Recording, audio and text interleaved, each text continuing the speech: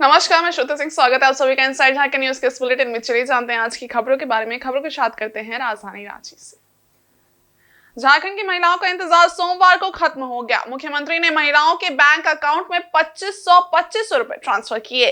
रांची के नामकुम खोजा टोली के ट्रेनिंग ग्राउंड में आयोजित राज्य स्तरीय मैया सम्मान कार्यक्रम में जैसे ही बटन दबाकर मैया सम्मान योजना की लाभुकों के खाते में पैसे ट्रांसफर किए, महिलाएं खुशी से झूम उठी।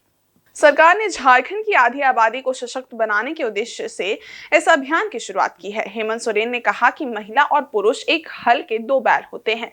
जब तक दोनों साथ नहीं चलेंगे तब तक खेती नहीं होगी। इसलिए देश और राज्य के विकास की कल्पना महिलाओं को ध्यान में रखे बगैर नहीं की जा सकती है। हमने जो कदम उठाया है, आने वाले समय में देश के अन्य राज्य भी उसका अनुसरण करेंगे। उन्होंने कहा कि महिलाओं के लिए योजनाएं बहुत बनी, लेकिन महिलाओं का विकास नहीं हुआ। झारखंड की महिलाओं में पुरुषों के कंधे से कंधा मिलाकर चलने की क्षमता है। हेमंत सोरेन ने महिलाओं को धन्यवाद देते हुए कहा कि आपने चुनाव में कमाल कर दिया। आपने हमें जो आशीर्वाद और सम्मान दिया उससे हम अभिभूत हैं। हमने वादा किया था कि राज्य की आधी आबादी को उनका हक अधिकार दिलाएंगे। उनके सपनों का पूरा करने में हम मदद करेंगे। आपको स्वावलंबी बनाने का भी हमने संकल्प लिया था। इसी क्रम में आज हमने इतना बड़ा कदम उठाया है। हेमंत सोरेन ने कहा कि आप पर घर परिवार की जिम्मेदारी तो होती ही है, अब राज्य के विकास में आप सभी की बहुत बड़ी भूमिका होने वाली है। मुख्यमंत्री ने कहा कि राज्य के कई गैर सरकारी संगठन महिला सशक्तिकरण पर बड़ी बड़ी बातें करते हैं। जब हमने 1000 रुपए महिलाओं के अकाउंट में देने की घोषणा की तो विपक्षी दलों ने हमारा मजाक उड़ाया। हमने 2500 रुपए करने का वादा कर दिया तो उसका भी मजाक उड़ाया। बाद में उन्होंने 2100 रुपए देने का झूठा वादा करना शुरू किया। हम पर सवाल खड़े किए कि इतने पैसे कहां से आएंगे। विपक्ष के नेताओं ने हमसे पूछा कि इतने रुपए कहां से लाओगे। हमने भी उनसे पूछा कि आप ऐसी घोषणा कर रहे हैं, आप कहां से पैसे लाओगे। उन्होंने कहा कि चुनाव खत्म होने के बाद सोचेंगे कि देना है कि नहीं देना है। हमने वादा किया था, हमने अपना वादा पूरा किया। मैं सादर आमंत्रित करती हूं आज के इस अवसर पर हमारे बीच उपस्थित माननीय मंत्री श्री संजय प्रसाद यादव, श्रम नियोजन प्रशिक्षण एवं कौशल विकास विभाग एवं उद्योग विभाग झारखंड सरकार महोदय, आप आएं और हमें संबोधित करें। तालियों के साथ स्वागत करें।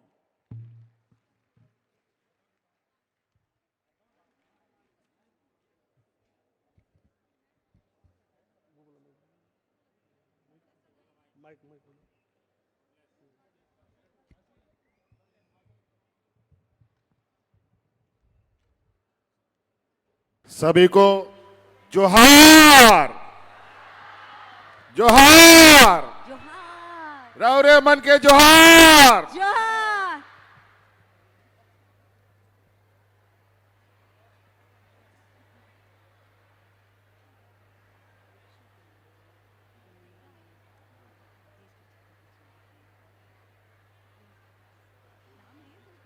आज यहां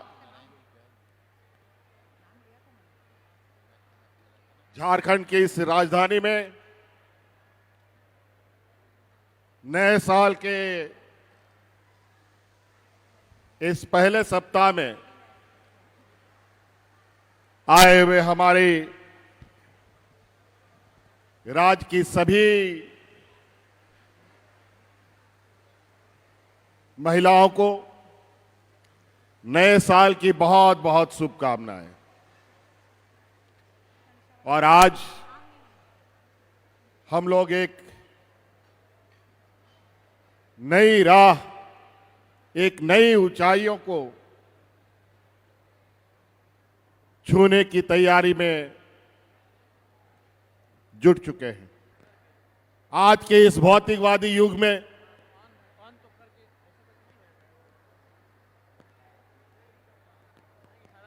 ये बहुत बड़ा चिंता का विषय है।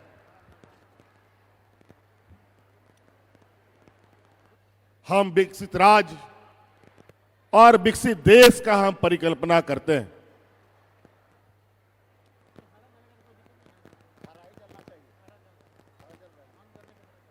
भारत देश को विश्व गुरु कहने का और विश्व गुरु के स्थान पर पहुंचाने का संकल्प लेते हैं। देश में संविधान लागू हुए 75 वर्ष हो गए हैं। इस गौरवशाली मौके पर भारतीय जनता पार्टी की ओर से देश भर में आगामी 11 से 25 जनवरी तक संविधान गौरव अभियान मनाया जाएगा। भारतीय जनता पार्टी के वरिष्ठ नेता अमर कुमार बावरी ने प्रदेश कार्यालय में एक संवाददाता सम्मेलन आयोजित कर इस संबंध में जानकारी दी। उन्होंने कहा कि अभियान के तहत शहर से लेकर गांव टोला तक कार्यक्रमों की श्रृंखला तैयार की गई है। इस दौरान लोगों को भारतीय संविधान और संविधान के रचयिता डॉक्टर भीमराव अंबेडकर से जुड़े अनछुए पहलुओं को लोगों से अवगत कराया जाएगा। इसके साथ ही राष्ट्रवादी विचारधारा के बारे में लोगों को बताया जाएगा। उन्होंने कहा कि कांग्रेस पर हमला बोलते हुए अमर कुमार बावरी ने कहा कि सिर्फ राजनीति के लिए पार्टी संविधान और डॉक्टर अंबेडकर का नाम लेती है। उन्होंने कहा कि राजनीतिक जीवन में डॉक्टर अंबेडकर को हराने के लिए कांग्रेस चुनाव लड़ती है। कांग्रेस ने डॉक्टर अंबेडकर के निधन के बाद दिल्ली में अंतिम संस्कार तक नहीं होने दिया। वहीं मृत्यु के कुछ महीनों बाद ही उनकी पत्नी को सरकारी आवास छोड़ने को मजबूर होना पड़ा। भाजपा समर्थित वीपी सिंह की सरकार ने डॉक्टर अंबेडकर को मरणोपरांत भारत रत्न से सम्मानित किया। जोहार, नमस्कार। और आज की ऐसा है कि एक सम्मान देना और एक दिखावे के लिए सम्मान करना, अपने लाभ के लिए सम्मान करना, दोनों में अंतर होता है। अगर एक सम्मान देना है तो सम्मान देना है। भाई कांग्रेस को यह बात बतानी चाहिए, ओपन फोरम में बतानी चाहिए। देश की आज़ादी के बाद, संविधान के लागू होने के बाद अपने जीवन काल में ही नेहरू जी ने अपने लिए भारत रत्न ले लिया, इंदिरा जी ने अपने जीवन काल में भारत रत्न ले लिया। बाकी कई एक बड़े लोगों ने जो कांग्रेस परिवार से संबंध रखते थे उनको भारत रत्न मिला, लेकिन डॉक्टर बाबा साहेब अम्बेडकर को किसी कांग्रेस की सरकार ने क्यों नहीं भारत रत्न दिया? 1989-90 में जब भारतीय जनता पार्टी के सहयोग से वीपी सिंह जी की सरकार थी, तब उनको जो है भारत रत्न का अलंकार प्राप्त हुआ। अपने पार्लियामेंट में उनकी तेलियत चित्र भी नहीं था बाबा साहेब अम्बेडकर। वो तेलियत चित्र भी किसने दिया? भाई भारतीय जनता पार्टी ने दिया। अम्बेडकर जी को मरणोपरांत उनको तो उनका अंतिम राजकीय संस्कार तो उन्होंने किया नहीं, और 6 महीने के अंदर नहीं, 3 महीने के अंदर ही उनके धर्मपत्नी को उनके घर से भी बाहर निकाल करके बाहर फेंक दिया। तो ये सारी चीजें जो लोग कर चुके हैं, अब कहते हैं ना कि 1000 चूहे खा कर बिजली चली हज पर, उस तरह का अगर कृत्य कोई कहता है और लोगों को आंखों में धूल झोंकने का, जिसका इतिहास रेखांकित है, तथ्यात्मक है, तथ्यों के साथ जो इतिहास में लिखा हुआ है, उसको झुठला करके यदि कोई अपने पापों को धोकर आगे बढ़ना चाहता है, तो उनके लिए कुछ तो कहना, या कोई जो कहता है उसको उस तरह से कहना।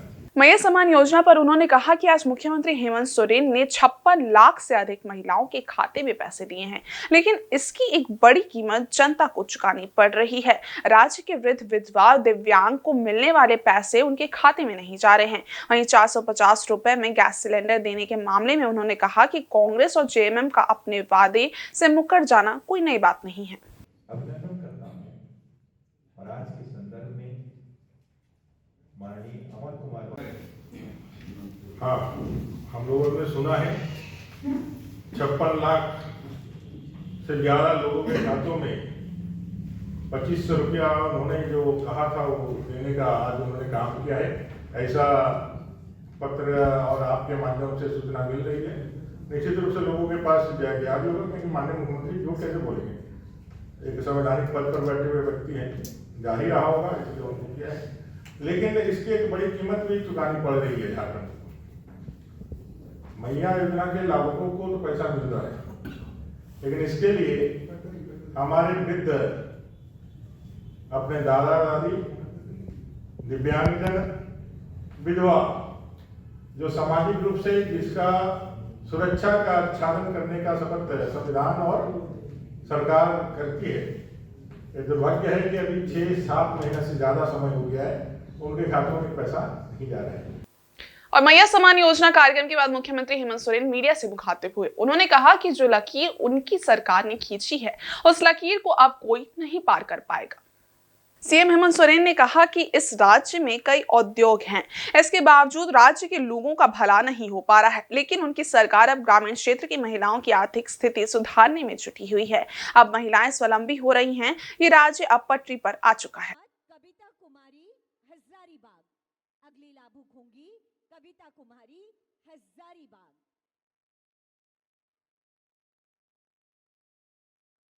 ये हैं लक्ष्मी देवी।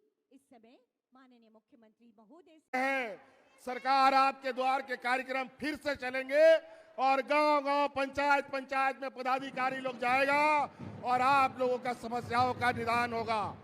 इधर क्षत्रिय परिवार सेवा समिति की ओर से रविवार को स्वाभिमान रक्षा को लेकर रांची में शांतिपूर्ण प्रदर्शन किया गया। समाज के लोगों ने अल्बर्टेका चौक पर पुतला दहन कर प्रदर्शन किया। विरोध प्रदर्शन में शामिल समाज के लोगों ने बिहार के सासाराम में हुए बादल सिंह हत्याकांड की निंदा की। सभी आरोपी ट्रैफिक डीएसपी आदिल बिलाल को त्वरित न्याय प्रक्रिया पूरी कर सजा दिलाने की मांग कर रहे थे।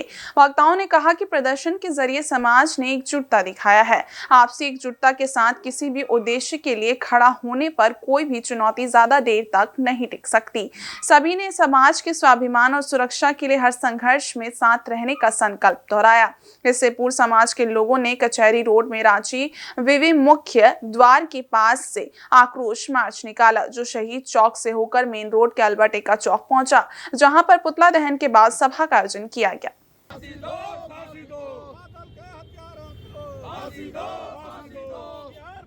हम लोगों का प्रदर्शन ये है कि मुख्य रूप से उस आदिल बिलाल को जो डीएसपी के रूप में कार्य करता है उसे छुट्टी पर भेज दिया गया। रोहतास का एसपी का कहना है ये हमारे अधिकार क्षेत्र से बाहर का आता है, ऊपर के पदाधिकारी इस पर कार्रवाई करेंगे। तो डालमिया नगर और डेहरी ऑन में डीआईजी रैंक के वहाँ पदाधिकारी बैठते हैं। ये हम लोगों को मालूम है क्यों नहीं उस पर अब तक कार्रवाई की जा रही है। अगर कहीं पब्लिक में मर्डर होता है तो उसको लोग तत्काल प्रभाव से अरेस्ट करके जेल में डाल देते हैं और उसके ऊपर कोई नहीं कार्य हो रहा है। उल्टे ये जांच की पड़ताल सीआईडी को दिया गया है। सीआईडी तो वही पुलिस अफसर होगा, हवलदार, जमदार और दरोगा होता है सीआईडी में, वो क्या जांच करेगा।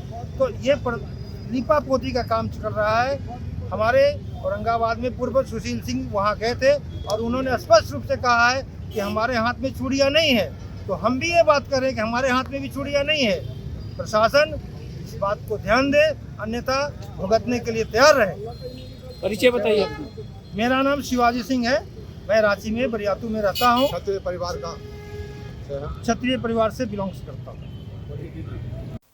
चुनाव में किए 7 वचनों को 100% निभाएगा इंडिया गठबंधन। उक्त बातें डहरे टुस्सू कार्यक्रम में हिस्सा लेने आदित्यपुर पहुंचे कांग्रेस प्रदेश अध्यक्ष केशव महतो कमलेश ने आदित्यपुर में पत्रकारों से बातचीत में कही।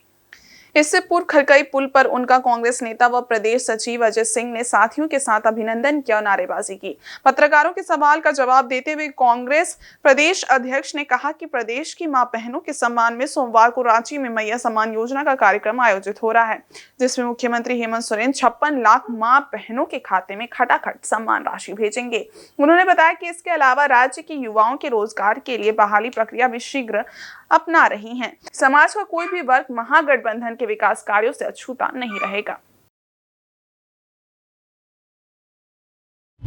जो हमारी 7 गारंटियां थी उसमें सबसे इम्पोर्टेंट गारंटी जो नारी सशक्तिकरण के लिए हमारे माननीय राहुल जी या तमाम हमारी पार्टी उसके लिए बराबर कटिबद्ध है। पहली कैबिनेट में हमारी गठबंधन की सरकार के माननीय मुखिया ने ये निर्णय लिया कि ये मैया सम्मान योजना जो हम लोगों ने वादा किया था कि 1000 रुपया है उसको हम लोग 2500 रुपया करेंगे। आपने देखा कि 28 तारीख को स्थापना दिवस था।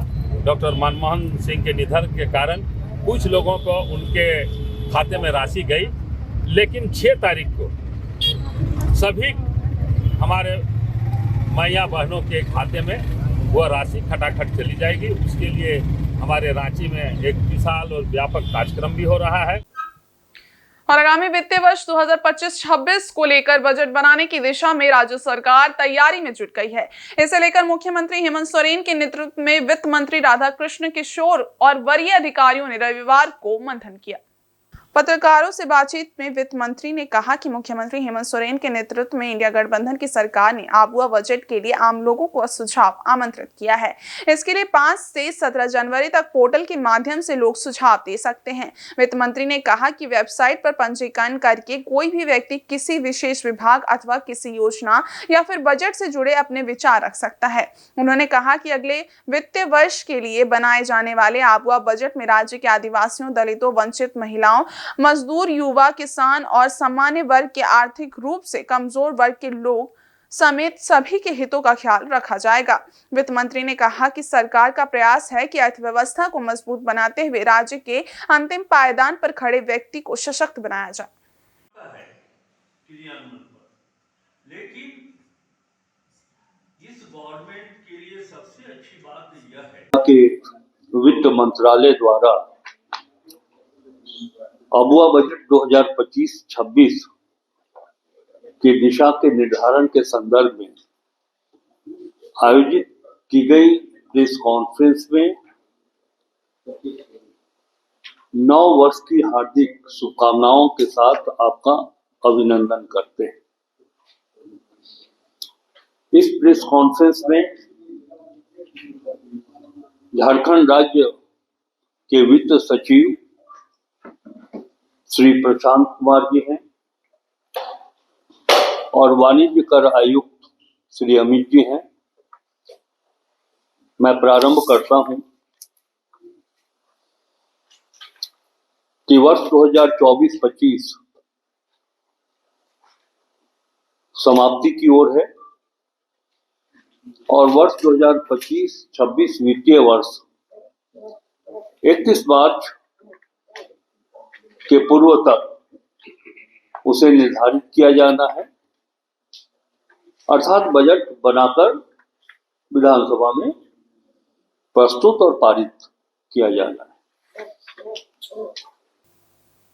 वहीं अखिल भारतीय तैलिक वैश्य महासभा सरायकेला खरसावां जिला कमेटी की ओर से वार्षिक वनभोज सह पारिवारिक मिलन समारोह का आयोजन किया गया। इसमें शामिल होकर समाज के लोगों ने जमकर मस्ती की और विभिन्न खेलों का आनंद लिया।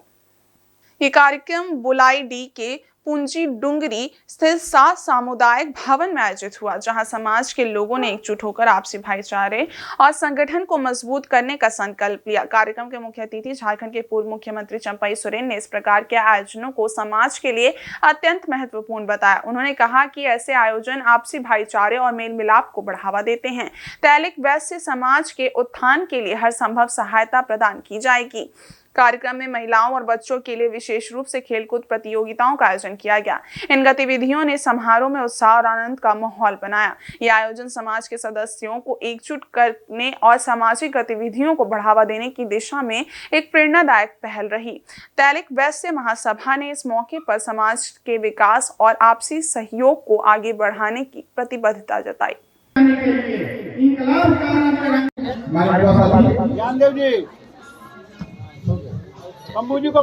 इसी जगह में समाज समय समय पर अपना विचार विमर्श करेंगे, बैठ करके समाज को कहीं एक जगह बैठने का भी जगह होना चाहिए।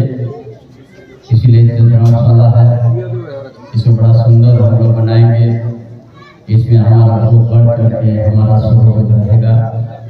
समाज के साथ हर समय खड़ा रहेंगे और समाज के साथ हम सब मिल के इस सरायकेला विधानसभा सभी के साथ हम लोग का अच्छा भावना, अच्छा विचार रहेगा।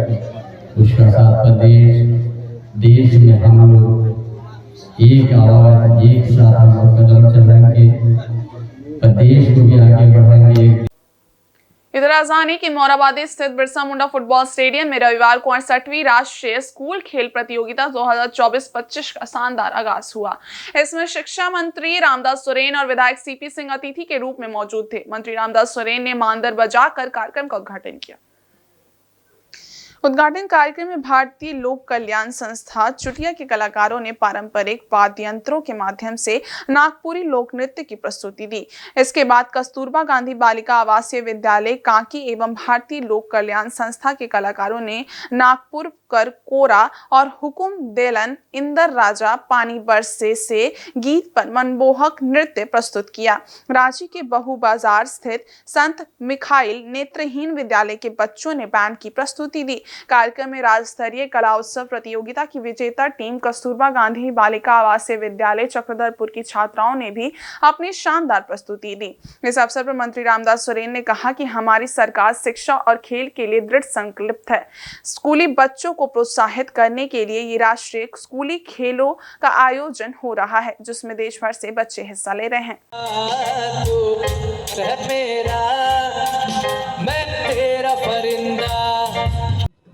हमारी सरकार जो है खेल पर और शिक्षा पर दृढ़ संकल्प है, जिसका कारण आज हमारी सरकार ने खेल नीति बना चुकी है।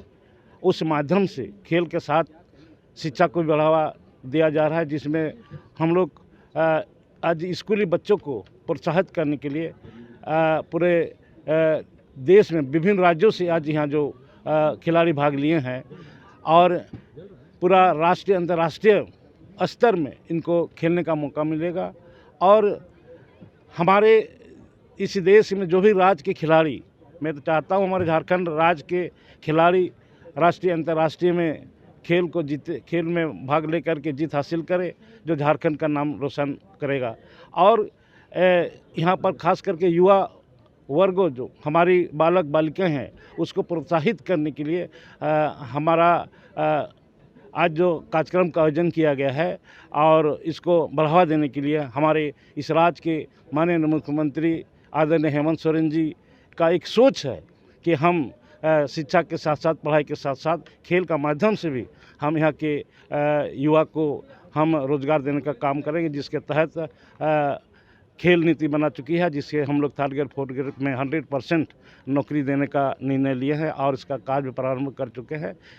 वहीं रांची विधायक सीपी सिंह ने कहा कि झारखंड में इन खेलों में हिस्सा लेने के लिए 36 टीम आई है। देश के प्रधानमंत्री की भी सोच है कि पूरा देश खेल में आगे बढ़े। वे खुद भी खिलाड़ियों को मदद करने का काम कर रहे हैं। अच्छी बात है, झारखंड के लिए गौरव की बात है कि आज झारखंड के अंदर पूरे देश के खिलाड़ी आए हैं, चाहे कश्मीर से कन्याकुमारी हो, अवटक से कटक तक 36 राज्यों की 36 प्रतिभाएं टीम भाग ले रही है। तो मैं यही कहूँगा कि ये झारखंड के लिए गौरव का विषय है, क्योंकि देश के आदरणीय प्रधानमंत्री नरेंद्र मोदी जी चाहते हैं कि हमारा पूरा देश खेले और जो खिलाड़ी हैं उनको मदद करने का भी काम करें। और सरायकेला परिसदन में पितवास प्रधान की अध्यक्षता में उड़ीसा भाषा को संरक्षित और संगठित करने के उद्देश्य से एक महत्वपूर्ण बैठक का आयोजन किया गया। इस बैठक में सामाजिक, नैतिक और शैक्षणिक पहलुओं पर गहन चर्चा की गई।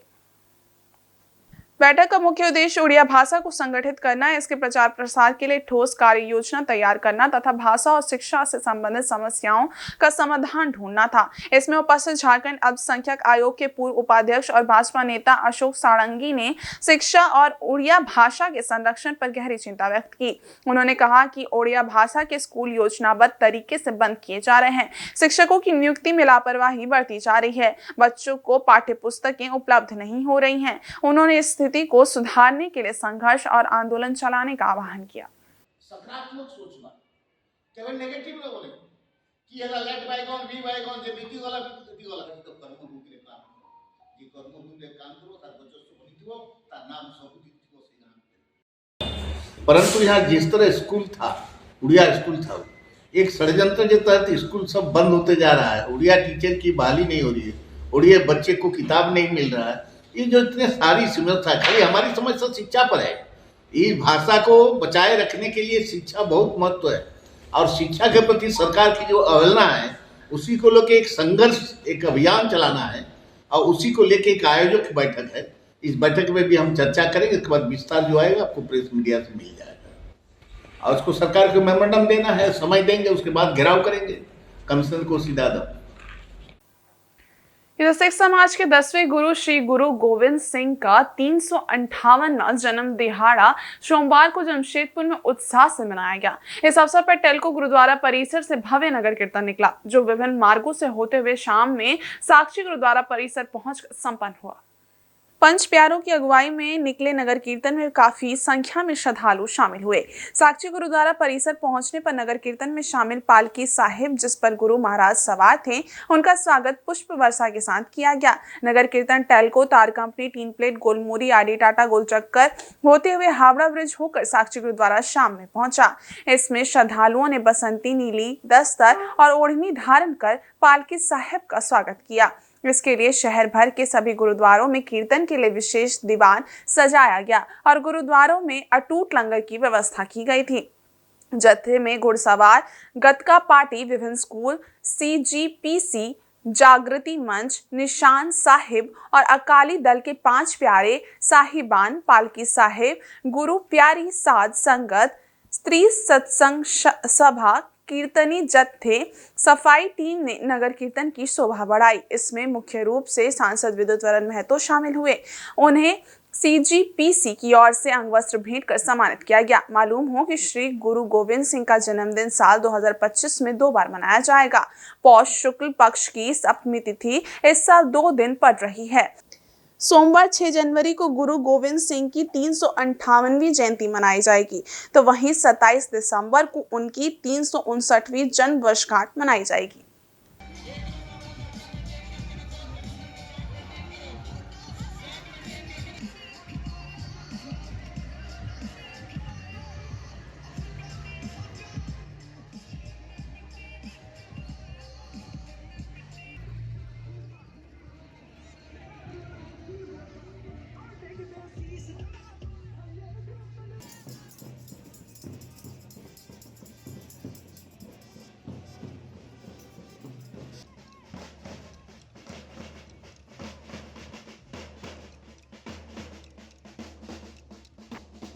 वाहिगुरू जी की फतेह। समूचे जगत के लोग हम गुरु गोविंद सिंह जी प्रकाश पर्व की लख लख बधाई देते हैं और संघ से अपील करते हैं कि बड़ी शांति से, ढंग से, तरीका से हम लोग नगर कीर्तन में भाग लेकर नगर कीर्तन की और शोभा बढ़ाएं। हमारे गोविंद सिंह के प्रकाश पर्व के अवसर पर मैं पूरा देशवासियों को, खास करके हमारे सिख बंधुओं को मैं बधाई देता हूँ, जिससे गुरु गोविंद सिंह जी ने एक पंथ का निर्माण किया और हमेशा जो है जुर्म के खिलाफ लड़ा है।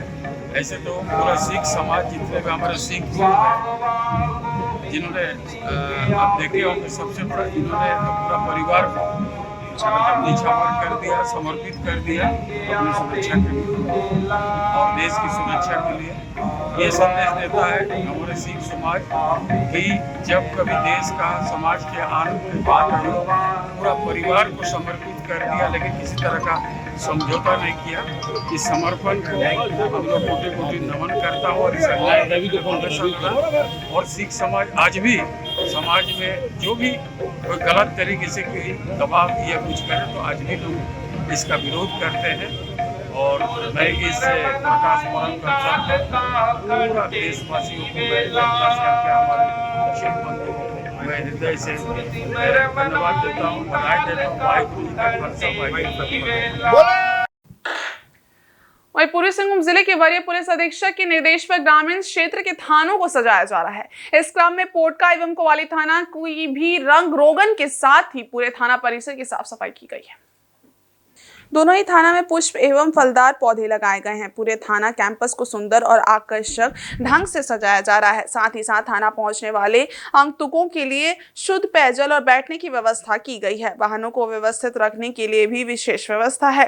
थाना आने वालों के लिए छावनी बनाई गई है। दोनों ही थाना परिसर को सजाने में कोवाली थाना प्रभारी धनंजय कुमार पासवान एवं पोटका थाना प्रभारी रवि होनहागा और अन्य जवानों का बहुत बड़ा योगदान रहा है।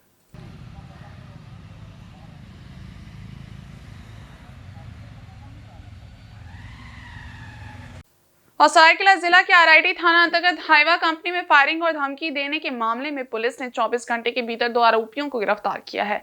इनके पास से पुलिस ने 1 देसी कट्टा, 2 जिंदा कारतूस और घटना में प्रयुक्त बाइक जब्त की है।